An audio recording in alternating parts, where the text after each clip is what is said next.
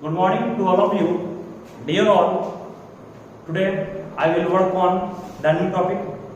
Last class में मैंने आपको डिस्कशन किया था कि किस तरह से सुपर कंडक्टिविटी को हम लोग समझते हैं, और उसके बाद मैं कुछ ओम्स लॉ के ग्राफिकल तरीके पर भी काम किया था। ओम्स लॉ कब सेटिस्फाइड होगा और कब नहीं होगा। बच्चों, उस टॉपिक से आज हम लोग आगे बढ़ करके अगले टॉपिक पर काम शुरू करेंगे। तो हम लोग का आज का जो अगला टॉपिक है वो है parallel and series combination of resistors. Parallel and series combination of resistor. This is our first topic for today.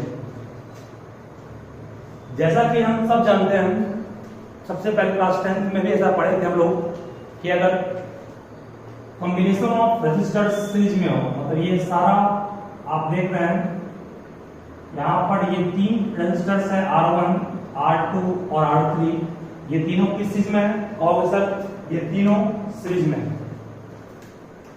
चूंकि पाथ एक ही है, मान लो बैटरी से मैंने इसे अगर लिंकअप किया, करंट यहां से अगर चला तो सब में सेम करंट जाएगा, मींस रास्ता एक ही है, मींस ये तीनों सीरीज में है।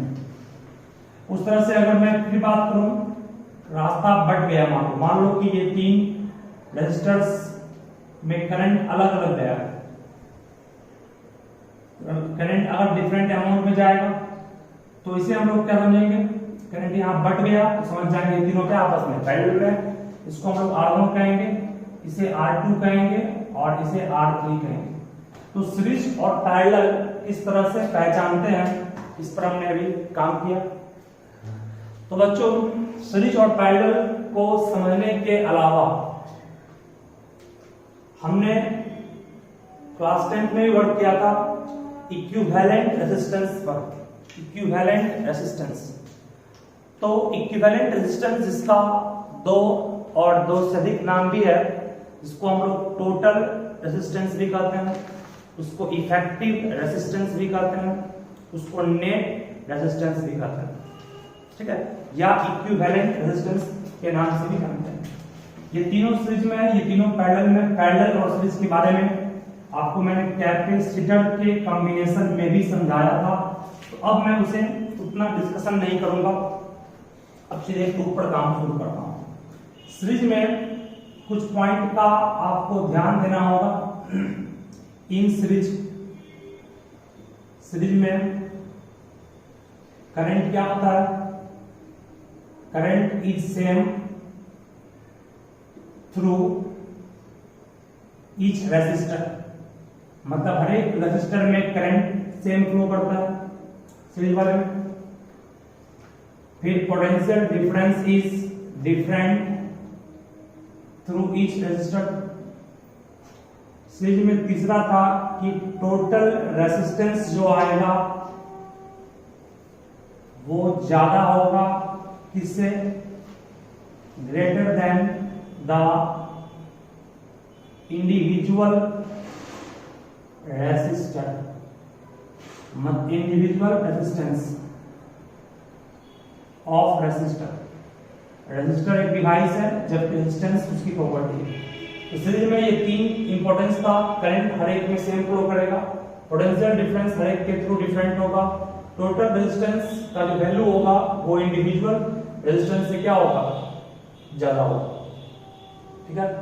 इन सारे चीज को आप लोग पढ़े भी हैं, फिर से बस एक डिस्कस कर दे रहा हूं, वीडियो को पॉज करके सब नोट कर लो। हमें इफेक्टिव रेजिस्टेंस पर काम करना है। तो बच्चों मान लो कि late R1, R2 and R3 are three resistors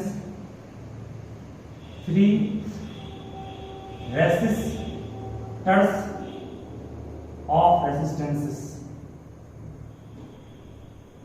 मतलब तीन रेजिस्टर्स का रेजिस्टेंस क्या है, R1 R2 R3, ठीक है।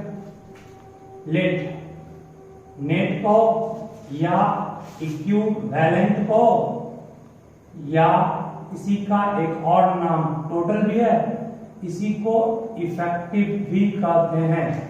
लेट नेट इक्विवेलेंट को टोटल को effective resistance be capital R. मान लो कि टोटल रेजिस्टेंस क्या है, कैपिटल आर है, ठीक है। देन ध्यान रखना, फिगर ड्रॉ कर रहा हूं। ये मान लो पहला रेजिस्टर, ये दूसरा रेजिस्टर है और ये तीसरा रेजिस्टर है। तीनों को लगाया गया किसमें, स्विच की पैरेलल, और सर तीनों को लगाया गया है सीरीज में। ये प्लस ये माइनस, रेजिस्टेंस R1 है, रेजिस्टेंस R2 है, रेजिस्टेंस R3 है। करंट इस तरह गया, करंट फ्लो किया, करंट खड़े में गया। करंट कहीं पर भी डिस्ट्रीब्यूट हुआ क्या, करंट डिस्ट्रीब्यूट कहीं नहीं हुआ। करंट जब कहीं डिस्ट्रीब्यूट नहीं हो, करंट का रास्ता एक ही हो, तो समझ जाना कि वो सारे रेजिस्टर्स इसमें है, सीरीज में है। सीरीज और पैरेलल को समझने का तरीका मैंने आपको कैपेसिटर्स टॉपिक में भी समझाया था। अगर करंट का डिस्ट्रीब्यूशन हो जाए तो समझ जाना वो पैरेलल में, और अगर करंट डिस्ट्रीब्यूट नहीं करेगा, वो एक ही रास्ते में जा रहा है, तो समझ जाना वो किसमें है, सीरीज में, ठीक है। मतलब ये तीनों सीरीज में है। और एक टॉपिक था इक्विवेलेंट का मतलब क्या होता है। देखिए मान लो इक्विवेलेंट का कोई मीनिंग पूछे, what do you mean by equivalent, तो मान लो कि आपके पास इस इलेक्ट्रिक सर्किट में तीन रेजिस्टर्स का रेजिस्टेंसेस R1 R2 R3 है। अभी जितना करंट मान लो बैटरी से फ्लो कर रहा है वो I है, I करंट, हर एक में करंट I ही जाएगा क्योंकि रास्ता एक ही है। बैटरी का वोल्टेज अगर V वोल्ट बैटरी का वोल्टेज है, तो मैंने कहा था सीरीज में वोल्टेज हर एक के अक्रॉस अलग अलग होता है। बैटरी का वोल्टेज V वोल्ट है, तो R1 के अक्रॉस वोल्टेज मान लो V1 है, R2 के अक्रॉस वोल्टेज क्या है, V2 है, और R3 के अक्रॉस वोल्टेज क्या है, V3। बट इस तीनों वोल्टेज का सम बैटरी के वोल्टेज के बराबर होगा, मतलब V वोल्ट होगा। तो बच्चों मेरा यहाँ पर कहना आज ये था आप लोगों को, इक्विवेलेंट रेजिस्टेंस का मतलब होता है कि मैं इस इलेक्ट्रिक सर्किट में बहुत सारे रेजिस्टर्स को हटा करके एक ऐसा रेजिस्टर को लाएंगे जो इन तीनों या चारों के बदले अकेला काम करे। मतलब कि इन सबों के बदले वो अकेला काम करे। मतलब ये हुआ उसको लाने से सर्किट में करंट और सर्किट का जो बैटरी का वोल्टेज है वो प्रभावित नहीं हो। उस रेजिस्टेंस को हम लोग कहते हैं इक्विवेलेंट रेजिस्टेंस, उस रेजिस्टर का। समझ में आया क्या बोला मैंने? मतलब एक इलेक्ट्रिक सर्किट में एक नंबर ऑफ रेजिस्टर्स लगे हुए हैं, उन सबको हटा करके ऐसा रेजिस्टर लाओ जिससे इलेक्ट्रिक सर्किट में करंट जो बैटरी से चला वो उसका अमाउंट सेम हो, बैटरी का वोल्टेज रिमेन सेम हो। मतलब कि सर्किट में कोई डिस्टरबेंस नहीं हो। जैसे पहले सर्किट ट्रीट कर रहा था वैसे इक्विवेलेंट, मतलब इन सब उड़ाने के बाद एक सिंगल जो लाए हैं वैसा ही बाद में भी काम करेगा। तो समझना कि उन सबको हटा करके जो सिंगल रेजिस्टर को लाए हैं वही रेजिस्टर का रेजिस्टेंस टोटल इक्विवेलेंट या नेट या इफेक्टिव रेजिस्टेंस कहलाएगा।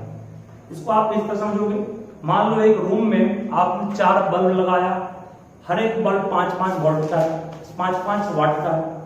तो चारों बल्ब को डाल करके 20 वाट का लगा देंगे बल्ब, तो वो उतना ही लाइट देगा जितना कि वो 4 बल्ब लाइट दे रहे थे।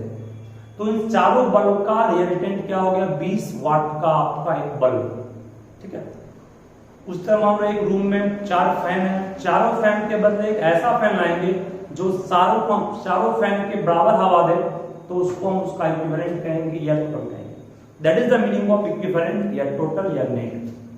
ठीक है, आपको चलिए तो अब पूरी वोल्टेज भी, टोटल वोल्टेज को आप voltage across R1 plus voltage across R2 plus voltage across R3 कर सकते हैं। R1 के अक्रॉस वोल्टेज V1 है, R2 के अक्रॉस वोल्टेज V2 है, R3 के अक्रॉस वोल्टेज V3 है, टोटल वोल्टेज हम लोग का क्या है V है। तो टोटल वोल्टेज याद कीजिए, ओम्स लॉ में पढ़े थे V equals I into R।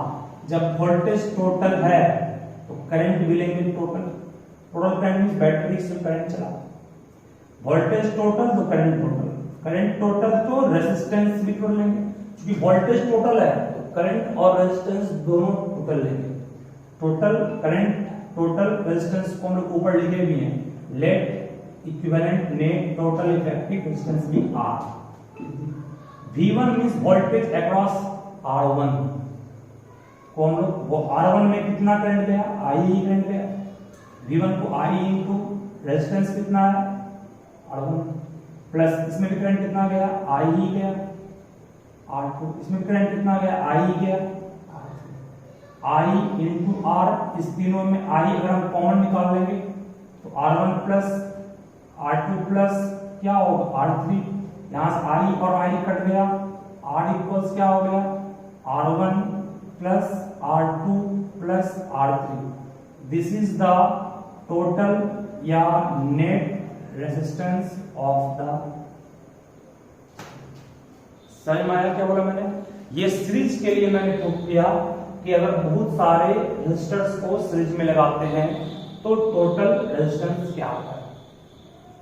अब सपोज कीजिए कि बहुत सारे रेजिस्टर्स को अगर मैं लगाऊंगा पैरेलल में, तो ये सिर्फ 3 के लिए मैं होगा। सिमिलरली उसी तरह से अगर आप लोग के पास इस सर्किट में 4 रहेगा, चारों का रिजल्टेंट क्या होगा R1 plus what R2 plus what R3 plus what R4 dot dot dot, जितना भी रहेगा उन सबको हम लोग इंडिविजुअली जोड़कर निकाल देंगे। अब कॉमन सेंस लगाइए कि सबको जोड़ेंगे तो जोड़कर जो वैल्यू आएगा वो हर एक से बड़ा होगा ना। मान लो 1 ओम, ये 2 ओम, ये 3 ओम, ये 4 ओम, सबको जो 4 3 7 2 9 10 मान लो है, 10 हर एक से बड़ा है कि नहीं है। इसलिए मैं आपको नोट में लिखाया था सबसे पहले कि इंडिविजुअल रेजिस्टेंस से हमेशा अधिक होता है कौन टोटल रेजिस्टेंस सीरीज में, जबकि पैरेलल में इसका उल्टा हो जाएगा। चलिए आगे बढ़ता हूं मैं नेक्स्ट टॉपिक पर। अब सपोज करो कि मैंने उस 3 रेजिस्टर्स को सीरीज में ना लगा करके इसमें लगाया पैरेलल में। अगर आपने बहुत सारे रेजिस्टर्स को सीरीज में ना लगा करके इसमें लगाया पैरेलल में लगाया, तो नोट जो वहां लिखाए थे उसी नोट को यहां भी लिखोगे, बट कुछ उसका रिवर्स कर दोगे। क्या कैसे? वहां था हर एक में करंट सेम था, यहां लिखोगे पैरेलल में हर एक में करंट डिफरेंट होगा। वहां था हर एक में पोटेंशियल डिफरेंस डिफरेंट था, यहां पोटेंशियल डिफरेंस सेम होगा। वहां पर इंडिविजुअल रेजिस्टेंस से अधिक आया था टोटल रेजिस्टेंस, यहां इंडिविजुअल से कम होगा, तो मींस उसका जस्ट उल्टा होगा। वो खुद से कर लोगे, नोट बना करके 3 पॉइंट खुद से कर लोगे। चलिए फिगर में ड्रॉ करता हूं, पैरेलल में करंट डिफरेंट क्यों होता है, पोटेंशियल सेम क्यों होता है, इसका डिस्कशन भी कर लेंगे। देखो बाबू, ये हम लोग का बैटरी है, ये दिक्कत नहीं यहाँ तक, ये हम लोग का बैटरी हो गया। बैटरी का ये पॉजिटिव टर्मिनल है, ये नेगेटिव है, और ये बैटरी के 3 रेसिस्टर्स हैं। पहला ये है, दूसरा ये है, और तीसरा ये। रेजिस्टेंस इसका R1 है, रेजिस्टेंस इसका R2 है, रेजिस्टेंस इसका R3 है। करंट बैटरी से मान लो I चला, बैटरी का वोल्टेज V वोल्ट है। करंट I चला, करंट जैसे ही यहां पहुंचा, करंट 3 भाग में बट गया। करंट जब 3 भाग में बट गया तो बोलो ये सीरीज में है या पैरेलल में? स्पष्ट कहोगे सर करंट बट गया मतलब ये तीनों इसमें हो गया पैरेलल। करंट जहां भी जंक्शन रहे, करंट का डिवीजन हो जाए, समझ जाओ पैरेलल। करंट को एक ही रास्ता मिल रहा है, समझ जाओ सीरीज में। तो मान लो इस ब्रांच में करंट I1 गया, इस ब्रांच में करंट I2 गया, इस ब्रांच में करंट I3 गया। बट यहां तक करंट कितना था I था, मतलब I करंट 3 भाग में बट गया।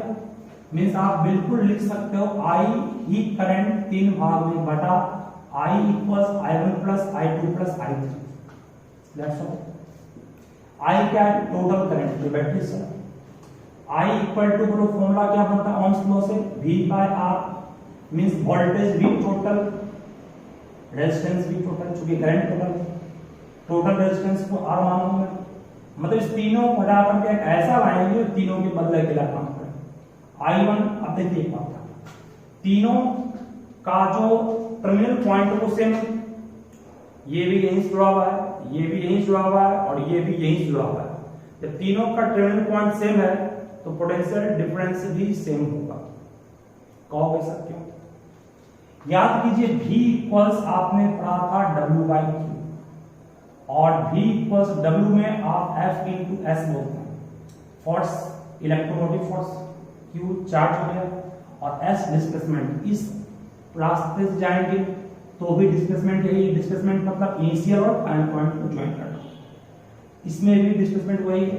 इस रास्ते से करंट गया तो भी डिस्प्लेसमेंट वही है।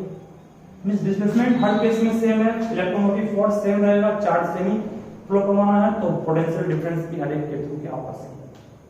तो पोटेंशियल डिफरेंस हर एक के थ्रू सेम क्यों होगा? क्योंकि डिस्प्लेसमेंट इस पाथ का हो, यही इस पाथ का हो या इस पाथ का हो, सेम ही, इसलिए potential difference same.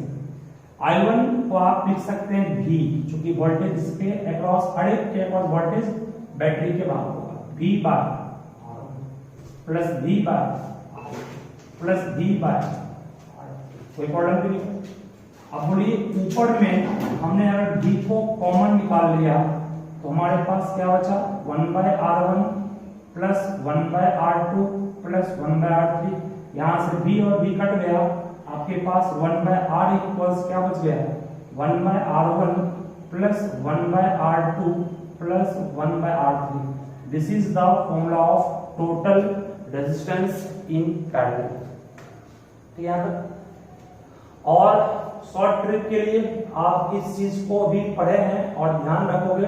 Short trick में अगर दो रेजिस्टर्स को जोड़े हो पैरेलल में, उसका रिजल्टेंट होता है R1 into R2 bye R1 plus R2। उसको भी आप इसी से प्रूव कर सकते हैं। देखो ये हटा दोगे, जैसे मैं यहाँ समझाता हूँ जो कैसे प्रूव है। अगर दो रेजिस्टेंस की बात किया है तो 1 बाय R को लिख सकते हो कितना? 1 by R1 plus 1 by R2, 1 by R2। LCM कितना इसका होगा? R1 इंटू R2, इसको R2 प्लस R1 कहेंगे, उल्टेंगे तो 1 बाय R का उल्टा R होगा, इसको R1 into R2 bye R1 plus R2 कहेंगे। This is the total resistance इन। ये शॉर्ट ट्रिक के रूप में यूज कीजिएगा और ये आपका प्रूफ हो गया। इस पर बेस्ट बच्चों प्रॉब्लम को जस्ट वैसे ही सॉल्व करना है जैसे आपने कैपेसिटेंस के प्रॉब्लम को सॉल्व किया था सीरीज और पैरेलल कॉम्बिनेशन में। कैपेसिटेंस में जो पढ़ाया था वही सेम कांसेप्ट है, बट फॉर्मूला उसका उल्टा है। वहां पर सीरीज वाले में फॉर्मूला था 1/c equal to 1/c1 1/c2 1/c3। आप पैरेलल वाले में उसको उल्टा है और उससे भी क्वेश्चन बोर्ड में पूछता है, मैं पढ़ाया था, और इससे भी एग्जाम में क्वेश्चन आते हैं। तो इस टॉपिक को आप ध्यान रखिएगा और लिखिए फास्ट में।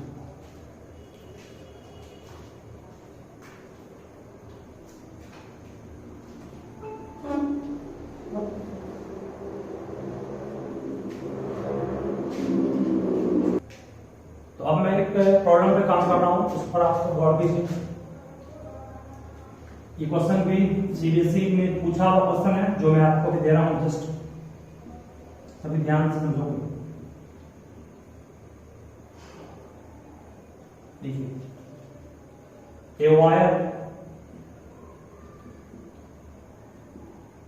in the form of a circle is bent. A wire in the form of a circle. A wire is in the form of a circle. Sorry. A wire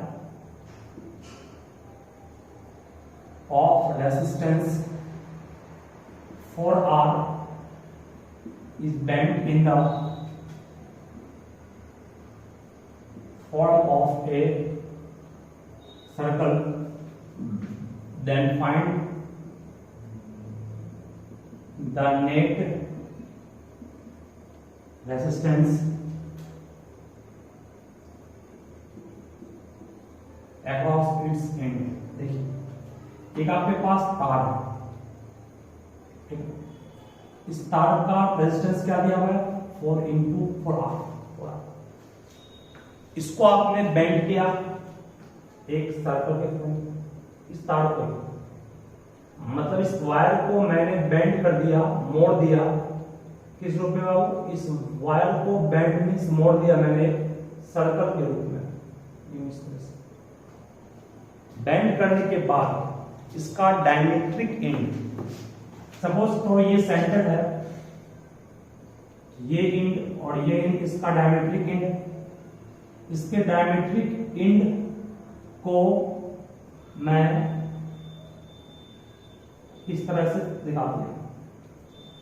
मतलब क्वेश्चन ये पूछा है find the net resistance across its ends, नहीं across its diametric ends.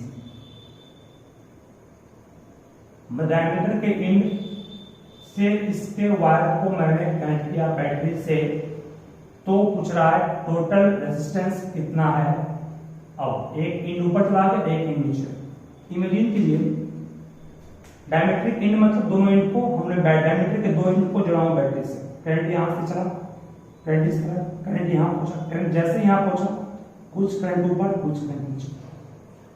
Series के पहले कहोगे half part means half semi circle series में, half semi circle remaining half semi circle के पैरेलल। क्योंकि करंट का क्या हो गया है डिस्ट्री दूसरा होता है। अब यहां पर ध्यान दोगे एक सर्कल के रूप में आपने इसको बेंड किया, तो उस सर्कल का रेजिस्टेंस भी कितना होगा 4R। आप पढ़े रेजिस्टेंस डायरेक्टली प्रोपोर्शनल किसके लेंथ है।